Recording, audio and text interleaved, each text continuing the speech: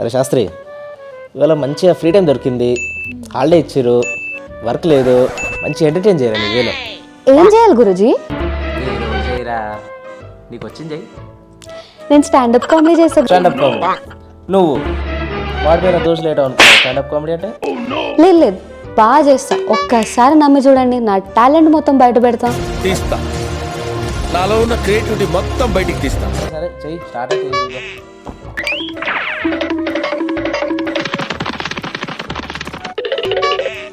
ఓ ఏంది సెటప్, ఏంటిదంతా? ఫీల్ కోసం ఫీల్. ఇక మొదలెడదామా? అమ్మో, కొంపైసి పాట పాడుతుంది ఏంది ఇప్పుడు?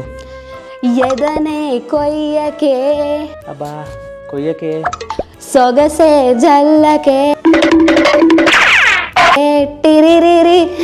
రామచంద్ర ప్రభు దినాపేశాలు ఎలాగన. అరే రే రే, పెద్ద సమస్య వచ్చి పడిందే. ఏ ఆపే. ఏమైంది Guruji? Everything all right no? మళ్ళీ ఫస్ట్ నుండి పాడమంటారా? అంత గిఫ్ట్ మనకు వద్దులే కానమ్మా. నువ్వు పాటలు కచేరీ పెట్టావేంటి? కామెడీ చేస్తా అని. కామెడీ చేయి.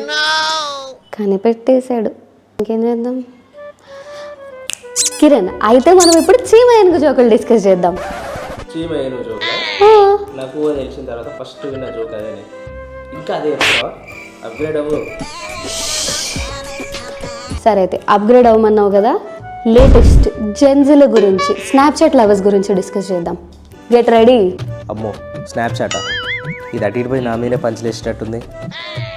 వద్దని చెప్తాం. వద్దే. ఎందుకురా నా జీవితంతో అట్లా ఆడుకుంటావా? నీకేం కావాలో నాకు అర్థమైంది. నిన్ను ఎంటర్టైన్ చేయాలి, అంతే కదా?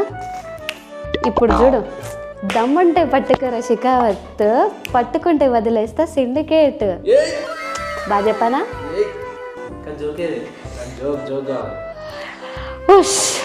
జోక్ చెప్పేదాకా వదిలేలేదు, ఆలోచిద్దాం. ఇప్పుడు చూడు, ఒక సీరియస్ జోక్ వేస్తా, పక్కన అవుతావు.